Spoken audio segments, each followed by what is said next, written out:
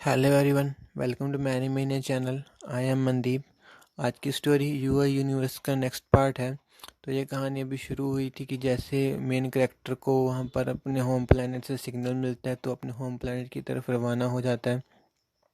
यहाँ पर वो अपने प्लेनेट पर पहुँच गया है। वो काफ़ी समय के बाद अपने प्लेनेट पर पहुँचा है। उसकी वाइफ और उसके जो पेरेंट्स हैं काफ़ी ज़्यादा खुश हैं, क्योंकि यहाँ पर जो है उसका 30 ईयर उसके कंप्लीट होने वाले हैं उसकी जर्नी के, उसके बर्थ के। वो यानी 30 साल का होने वाला है। और इनकी रिचुअल्स के मुताबिक जैसे 20 में उसका अभिषेक किया गया था, 25 में उसकी मैरिज की गई थी, तो अब 30 पर उसको जो है बेबी की डिमांड करनी होगी एनर्जी टावर से, क्योंकि यहाँ पर जो है बेबीज ऐसे ही प्रोड्यूस किए जाते हैं। जो टावर ही उनको जो एक अच्छा सा बेबी देता है जो भविष्य में पूरे के पूरे यूनिवर्स के लिए, गैलेक्सी के लिए फ़ायदेमंद होता है, क्योंकि ये रॉयल ब्लड है। तो इनका जो बेबी है और भी ज़्यादा ख़ास होता है और भी ज़्यादा स्पेशल होता है, क्योंकि इसमें कोई ना कोई पावर ज़रूर आती है जो कि आने वाले समय को ध्यान में रख कर ही ये टावर जो है उसमें ऐड करता है। तो यहाँ पर ये पूरा माहौल जो है इसके बर्थडे के कारण, उनके बेबी के कारण बहुत ही ज़्यादा खुशनुमा बना हुआ है। यहाँ पर जो होता है वो पूरे ऐसे अपने एंजॉय कर रहे होते हैं। इनके जो रिचुअल्स होते हैं वो स्टार्ट हो चुके हैं। और करेक्टर ये सब जानकर बहुत ही ज़्यादा जो है रिलैक्स फील करते हैं, क्योंकि जैसे उसको वहाँ पर सिचुएशन में आया था सिग्नल तो उसको बहुत ही ज़्यादा टेंशन हो गई थी। बट यहाँ पर उसने जैसे ही पहुँचा वो खुद को रिलैक्स करते कि कोई बात नहीं, ये नॉर्मल बात है, मुझे तो खतरे का बहुत ही ज़्यादा उसको खतरे का डर था। बट जो भी उसके साथ खतरा आने वाला है, नन्हा मुन्ना मेहमान, वो भी उसके लिए कम बात नहीं होगी, क्योंकि वो सोचता है फादर की रिस्पॉन्सिबिलिटी भी एक बहुत बड़ी रिस्पॉन्सिबिलिटी, और वो उसको निभाने के लिए शायद अभी तैयार है या नहीं है। वो खुद को भी उसको पूरी तरह से कन्विंस नहीं कर पाया है।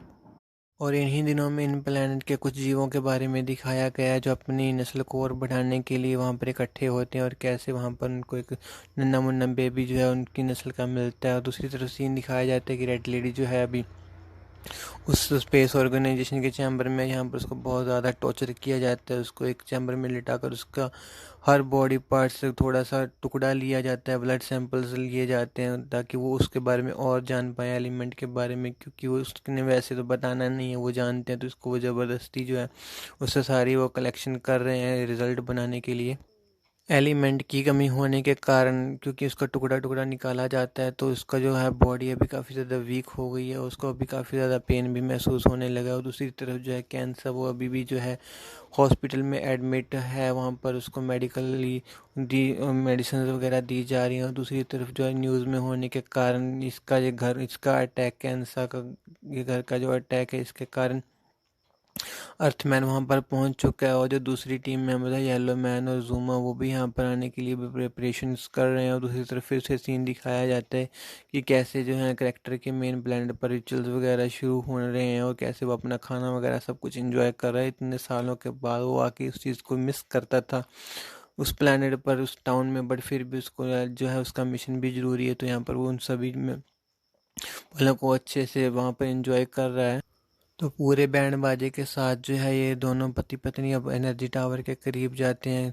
ये दोनों अपना ब्लड अपने हाथों से निकालते हैं और अपने हाथों को एक दूसरे के साथ मिलाकर जो है ब्लड के कुछ ड्रॉप जो है एनर्जी टावर के सामने गिराते हैं। वहाँ पर जो होता है एक एनर्जी वहाँ पर क्रिएट होने लगती है। वहाँ पर जैसे ही ऐसा लगता है कि अभी कुछ मिलेगा, अभी कुछ आएगा, बट उसमें थोड़ा सा समय लगता है। तो वहीं दूसरी तरफ दिखाया जाता है कि जो वहाँ पर अर्थमैन था उसने सभी पुलिसमैन को वहाँ पर दोबारा आकर आज़ाद कर दिया, तो और वो दोबारा हॉस्पिटल की तरफ जा रहा है। और वहाँ पर येलो मैन और जूमा भी ऑलरेडी पहुँच गए हैं।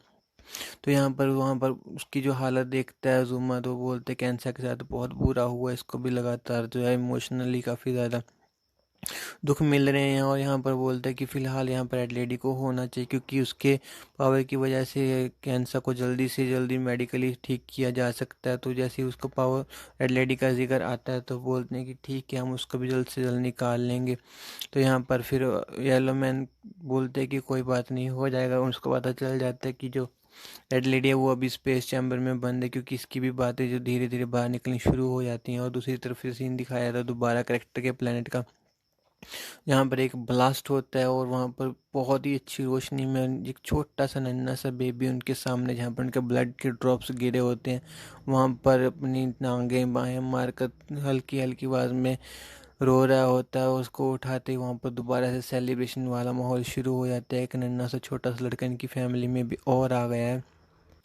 आसपास से बधाइयाँ आनी शुरू हो जाती हैं और इसी समय के दौरान जब पूरी आतिशबाजी हो रही होती है तो एक स्पेसशिप इनके प्लैनेट पर अननोनली आ जाती है। ये किसकी है फिलहाल कुछ भी रिवील नहीं किया गया है। और जैसे ही फिर सीन दिखाया जाता है यहाँ पर ये बेबी को लिटाया गया है एक ऑब्जर्वेशन में, तो वहाँ का सीन दिखाया जाता है कि वो जो भी स्पेसशिप से बंदा आया उसने वहाँ पर एक मिस्ट्रेस का रूप लिया है और वो कुछ लिक्विड लेकर बेबी की तरफ जाता है। और दूसरी तरफ सीन दिखाया जाता है कि जो और येलो मैन है उसने वहाँ पर जो है रेड लेडी की लोकेशन का पता लगा लिया है। वो पोर्टल खोलकर वहाँ पर पहुँच गया। बट यहाँ पर जो है वो रेड लेडी को देखते हैं तो रेड लेडी बोलती है कि मैं काफ़ी ज़्यादा वीक हूँ, मैं कुछ भी अभी खुद को भी सर्वाइव करने के लायक नहीं हूँ। बट जो होता है उसको वहाँ पर खोलते हैं और बोलते हैं कोई बात नहीं, तो बोलते हैं हम आपको ठीक कर लेंगे। तो रेड लेडी बोलती है कि मुझे मेरे दोबारा से एलिमेंटल पावर, वो लिक्विड मुझे दोबारा चाहिए, तभी शायद मैं कुछ एनर्जी फील कर पाऊँ। तो वहाँ पर येलो मैन है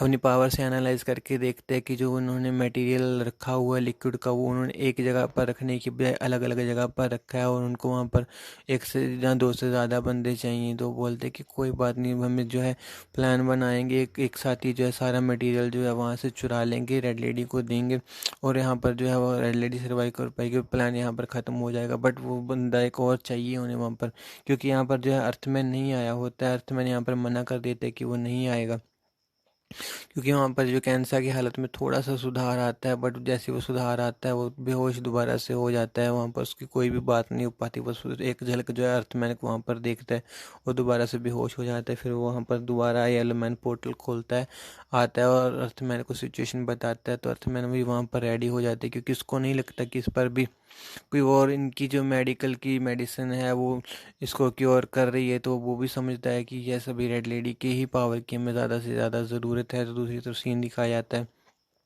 कि कैरेक्टर के प्लानट पर एक लिक्विड जो दिखाया गया था वो भी ब्लैक लिक्विड जो है बेबी को दिया गया है। ब्लैक लिक्विड देने के बाद ही जो होता है वहाँ पर एक दोबारा से थीविल, जो कि पहले मूवी में दिखाया गया था, उसका छोटा सा अंश यहाँ पर बहुत ही लार्ज क्वांटिटी में आ जाता है।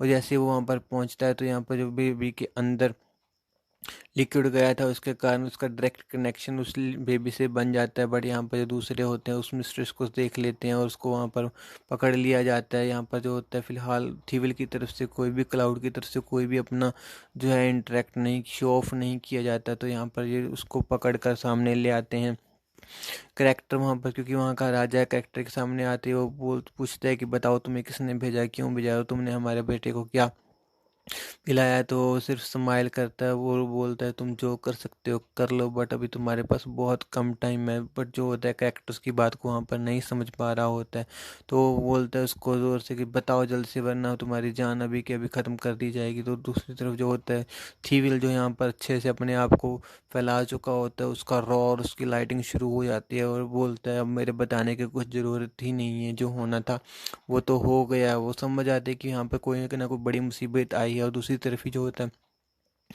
बेबी का जो कलर होता है यहाँ पर, क्योंकि उसके प्लेनेट के डॉक्टर उसको जो लिक्विड पिलाया होता है उसको निकालने की पूरी कोशिश कर रहे होते हैं सिरिंज के दीवार या पानी पिला पिला कर। बट जो उसकी बॉडी होती है उस पर अभी थीविल का कब्जा हो चुका होता है। उसको पूरी तरह से उसके सभी जो होते हैं बॉडी को कंट्रोल करते हुए उसके सभी जो होल्स हैं उसको बंद कर देता है, ताकि उसका जो लिक्विड पिलाया गया है जिसके कारण उसकी वहाँ पर कनेक्टिविटी बनी है वो उसकी लूज़ ना हो। दूसरी तरफ जो होता है वो एनर्जी टावर्स की पावर लेना शुरू कर देता है, क्योंकि इस लड़के के पास अभी रॉयल ब्लड होने के कारण खास पावर्स है। और वहाँ पर जो है उसकी बॉडी को कवर अप करके, क्योंकि वो उसकी बॉडी इतनी अभी वो मेंटली वो फिजिकली किसी भी तरीके से स्ट्रांग नहीं है, तो यहाँ पे वो सारी एनर्जी जो है एनर्जी टावर की उसके बॉडी के अंदर डालने लगता है, क्योंकि उसकी बॉडी उसके अंदर है, तो उस पावर उसको इनडायरेक्टली उसी को मिल रही होती है। तो दूसरी तरफ यहाँ पर सीन दिखाया जाता है कि पोर्टल खोल के वजूमा अर्थमैन को वहाँ पर येलो मैन छोड़ देता है। वो एक बार सही टाइमिंग पर जो है वहाँ पर जो है उसकी सिक्योरिटी को स्पेस ऑर्गेनाइजेशन को ब्रेक करते हैं, उसका वहाँ पर से लिक्विड लेते हैं। और जैसे वो लिक्विड लेते हैं सभी जो सिक्योरिटी होती है वहाँ पर कैमराज वगैरह वहाँ पर वो कैद हो जाते हैं। बटन वहाँ पर जो होता है अर्थमैन सारे ही कैमरास को डिस्ट्रॉय कर देते हैं, क्योंकि वो सभी को फोड़ देता है, जिससे उनकी सबकी डायरेक्शन बदल जाती है।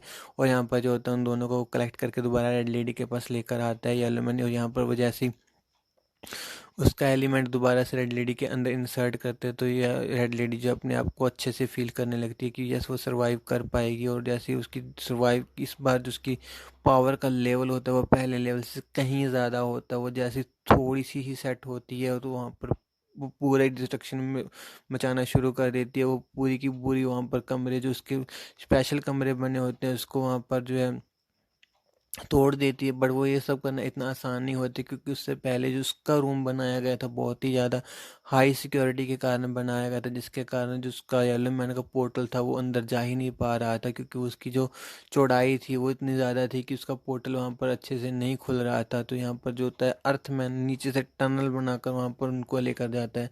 बट जैसे वहाँ पर उसकी पावर को देखते तो वो टनल के नीचे से वापस आ जाते हैं, क्योंकि अभी जो है रेड लेडी के पास खड़े रहना की हिम्मत उनमें से किसी के पास नहीं थी, क्योंकि उसका भी खुद अपने एलिमेंट पर पुराने पर ही कंट्रोल नहीं था। और इस पर तो इसकी पावर है वो अलग ही लेवल पर है। दूसरी तरफ सीन दिखाया जाता है कि जो मैजिशियंस वगैरह होते हैं इनके करेक्टर के प्लानट के, वो वहाँ पर जादू आजमाना शुरू करते हैं। इनकी जो फैमिली होती है रॉयल, यानी कि करेक्टर के माता पिता, वो अपने जादू से जो है अपने पोते को बचाने की कोशिश करते हैं। बट यहाँ पर कुछ भी है फ़ायदा नहीं हो रहा होता। यहाँ पर जो है करेक्टर को पूरी तरह से टूट चुका होता है।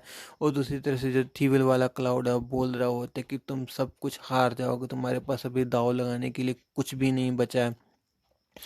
बट यहाँ पर जो होता है बहुत ज़्यादा गहरी सोचों में करेक्टर जो है डूब चुका होता है, क्योंकि उसको पूरे के पूरे यूनिवर्स को बचाना है। अपने बेटे के अंदर वो अगर शक्ति डाल देगा तो उसके लिए एक और विलन, एक और ही बुरी शक्ति ही उसके सामने प्रकट हो जाएगी, जो वो बिल्कुल नहीं चाहता। और यहाँ पर फिर वो डिसाइड करता है कि नहीं, उसको अपने बेटे को ही ख़त्म करना होगा, क्योंकि उसकी जो सारी है पावर है उसकी बॉडी से कनेक्टेड है और उसकी बॉडी ही नहीं रहेगी। तो शायद वो जो है थीविल को वहाँ पर हटाने में या भगाने में कामयाब हो पाए।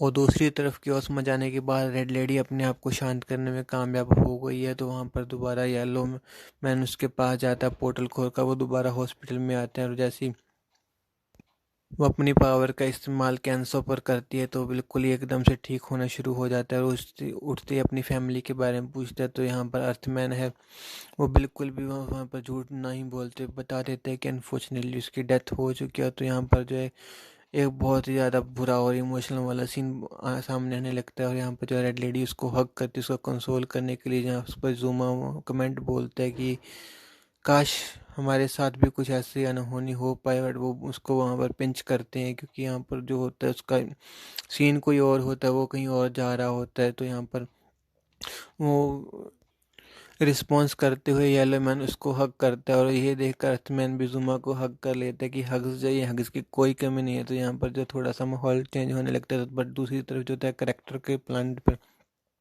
तो करेक्टर अभी अपने जो होता है रॉयली बस को उतार चुका होता है। वो अपनी पूरी पोटेंशियल में आकर अटैक करने के लिए तैयार होता है। उसकी आंखें भरी हुई होती हैं और फिर वो अपना अटैक करना शुरू कर देता है। बट जैसे ही वो अटैक करता है तो उसकी फैमिली उसको रोकने लगती कि प्लीज़ ऐसा मत करो, क्योंकि ऐसा करना बिल्कुल भी पता भी नहीं है कि वाकई इससे तुम्हारी जो सोच है वो कामयाब हो भी पाएगी या नहीं। बट उसके पास दूसरी और कोई ऑप्शन नहीं होती। वो अपनी फुल पोटेंशियल से जो है वहाँ पर अपने ही बेटे पर जो है अटैक करता है। और उसको इतने ज़बरदस्त अटैक के कारण वो खुद वहाँ पर गिरने लगता है, वो उसको अपने घुटनों पर आ जाता है और वो रोने लगता है। बट उसको जो है उसकी फैमिली सपोर्ट भी करती है, तो उससे दूर हट के कि उसको पता होता है कि अभी इसमें से इतना ज़्यादा एनर्जी का ब्लास्ट बन रहा है कि कुछ भी हो सकता है, ये पूरे का पूरा प्लेनेट तक ख़त्म होने की नौबत आ सकती है। बट ये भी करना जो है अभी ज़रूरी है। तो दूसरी तरफ जो इस प्लेनेट के जो है सोल्जर वो जो ऊपर थीविल के ऊपर जो है वार करना शुरू करते थे। बट उनकी जो इस बार जो थीविल का पार्ट आया वो काफ़ी ज़्यादा मेजर होता है, वो उनको बहुत ही आसानी से वहाँ पर मारने लगता है। बट यहाँ पर जो जैसे जैसे करेक्टर की एनर्जी बढ़ती रहती है तो उसका जो बेबी है उसका वाकई जो पूरे का पूरा डार्क हो चुका है वो ख़त्म होना शुरू हो जाता है, होने लगता है। क्योंकि यहाँ पर उसको जो होता है उसके पार्ट्स गिरने शुरू हो जाते हैं और टुकड़ों ही टुकड़ों में वो बिखरने लगता है। और जैसे ही उसका वहाँ पर शरीर खत्म होता है, टुकड़े टुकड़े गिरता है, तो ये बिल्कुल फूट फूट कर रोने लगता है कि इससे ज़्यादा दर्द शायद इसको अपनी हार से भी नहीं होगा जैसा ये अभी टूटा है। बट जो वहाँ पर वो जाते हुए थीवल फिर बोल कर जाता है कि तुम फिर भी बहुत लेट हो चुके हो।